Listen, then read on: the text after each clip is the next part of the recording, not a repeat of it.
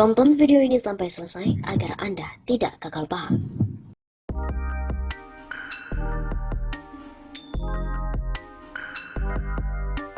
KPK telah rembes dan retak, penyidiknya jadi tersangka suap. Akhirnya pengamat politik sindir Jokowi lagi. Seperti kita tahu, pengamat politik Rocky Gerung menilai kasus suap yang menyeret penyidik KPK Stefanus Robin Patujuh akan menjadi sebuah catatan buruk bagi pemerintahan Joko Widodo. Pakar filsafat itu mengatakan kasus rasuah tersebut memupus harapan tentang pemberantasan korupsi di Indonesia. Ini serius karena sejarah KPK jadi kelam, ujar Rocky dalam kanal YouTube pribadinya Minggu 25 April. Menurut Rocky lagi, masyarakat kehabisan kesabaran dalam melihat pemberantasan korupsi di Indonesia. Dia menyebut bahwa kasus suap kepada Stefanus tidak hanya buruk bagi KPK, tapi juga kepada Presiden Jokowi. Bertumpuk-tumpuk kasus korupsi pada masa pemerintahannya. Pemberantasan korupsi dikebiri dengan pelemahan KPK, dan akhirnya hal ini terjadi. Begitu kata mantan dosen Universitas Indonesia itu. Rocky juga menuturkan banyak kasus korupsi yang menyangkut orang kuat yang tidak terselesaikan pada masa pemerintahan Jokowi. Kalaupun ada pejabat tinggi yang diadili, hukumannya minimal dan memperoleh banyak keringanan. Jadi komitmen pemberantasan korupsi itu hanya diucapkan di masa kampanye aja. Stefanus merupakan anggota Polri yang telah menjadi penyidik KPK. Polisi berpangkat AKP itu diduga menerima suap 1,3 miliar rupiah dari Wali Kota Tanjung Balai M. Syahrial. Kasus suap itu bermula ketika KPK mengusut kasus dugaan korupsi di Pemkot Tanjung Balai. Motif dibalik suap untuk Stefanus itu ialah menghentikan penyelidikan KPK atas jual beli jabatan yang diduga menyeret nama Syahrial.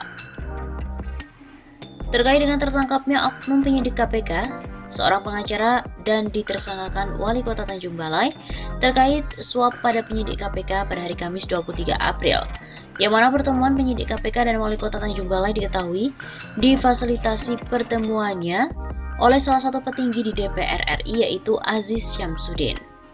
Bagaimana bisa rembes atau bocor tindakan yang akan dilakukan KPK sampai bisa difasilitasi pertemuannya kepada pelaku yang akan diselidiki KPK oleh salah satu anggota legislatif, padahal diketahui bukankah informasi penyelidikan KPK itu sifatnya tertutup. Padahal jika diilustrasikan, dampak rembes itu pada seolah dinding, bisa airnya kemana-mana, membuat ruangan lembab dan dapat membuat bangunan jadi retak. Lalu bagaimana dengan unit dinding KPK? Apakah sudah kena rembes semua? Secara dari kasus ini, tahap penyelidikan sudah diketahui dan dirembeskan atau dibocorkan sejak Oktober 2020 dan sudah pula difasilitasi pertemuan oleh salah satu anggota DPR. Ini menunjukkan setidaknya pertahanan lini dalam organ KPK sudah rembes, SOP tidak jalan, pengawasan internal kurang maksimal, peraturan kode etik dan pedoman perilaku KPK diabaikan. Inilah puncak gawat kejahatan dan gawat korupsi, reformasi yang digaungkan penyelenggara negara dilukainya sendiri, dikhianati karena kegiatan reformasi termasuk melalui revisi Undang-Undang KPK. Serasa ada sayur di balik bakwan. Kewenangan dijalankan dibarengi dengan dusta dan guna melindungi kepentingan tertentu serta dampak keterlihatan rapinya jaringan pelaku kejahatan yang bisa bersinergis dengan simpul kekuasaan, termasuk peran pertarungan, kewenangan yang didasarkan kepada ambisi kekuasaan politik. Ini adalah bentuk penyimpangan kelembagaan atau organizational deviance, di mana dilakukan sangat terencana dari orang-orang yang punya kewenangan dalam organ negara.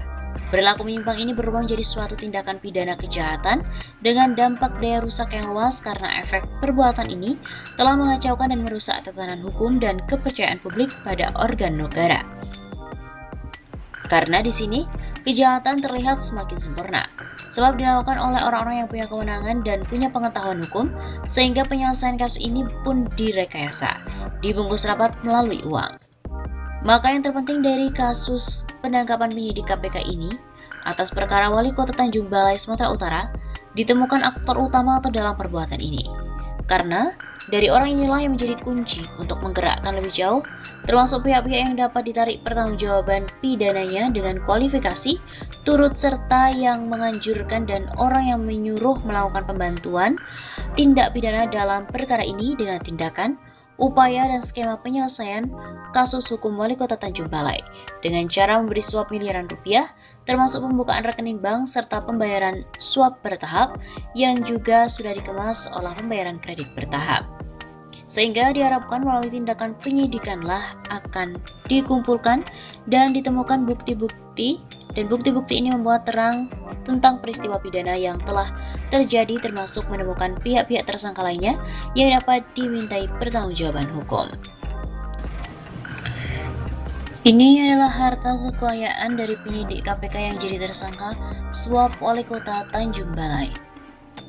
KPK menetapkan penyidiknya yang berasal dari kepolisian Stefanus Robin 47 menjadi tersangka penerima suap dari Wali Kota Tanjung Balai M. Syahrial sebanyak 1,5 miliar rupiah. Suap itu diberikan dengan iming-iming bahwa kasus suap yang menjerat Syahrial di KPK akan dihentikan. Total uang yang telah diterima SRP sebesar 1,3 miliar rupiah, ujar Ketua KPK Firly Bahuri di kantornya. Menurut data laporan harta kekayaan penyelenggara negara (KPK), Stefanus melaporkan harta kekayaannya pada 30 Maret 2021. Stefanus tercatat memiliki harta berupa kendaraan yaitu 1 unit Yamaha Mio, Honda Vario, dan mobil Honda Mobilio dengan total 111 juta rupiah. Pria dengan jabatan spesialis penyidik muda ini juga memiliki harta bergerak sejumlah 512 juta rupiah dan kas sebanyak 10 juta rupiah. Dia tercatat memiliki hutang sebanyak 172 juta rupiah, sehingga total harta kekayaannya menjadi 461 juta rupiah. Perkenalan antara Stefanus dan Syahrial diduga dimulai dari sebuah pertemuan di rumah dinas Wakil Ketua DPR Aziz Syamsuddin di Jakarta Selatan. Dalam pertemuan itu, Aziz memperkenalkan penyidik KPK tersebut pada Syahrial.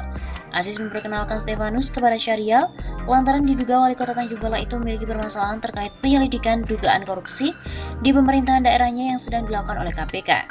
Harapannya penyelidikan itu tidak naik ke tahap penyidikan dan meminta agar SRP dapat membantu supaya nanti permasalahan penyelidikan tersebut tidak ditindaklanjuti oleh KPK.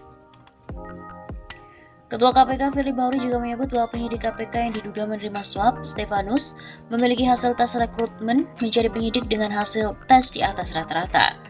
Saudara Stefanus masuk KPK tanggal 1 April 2019. Hasil tesnya menunjukkan potensi di atas rata-rata di atas 100%. Ucap Ketua KPK Firly Bahuri, yaitu di angka 111,41%. Hasil tes kompetensi di atas 91,89%. Artinya secara persyaratan mekanisme rekrutmen tidak masalah. Kendati demikian, Firly menyatakan bahwa seseorang dapat berbuat korupsi karena berkurangnya integritas. Ia mengatakan setiap orang harus meningkatkan integritas agar terhindar dari korupsi. Integritas, kata Firly, harus ada di hati, ada di perilaku, dan ada di budaya.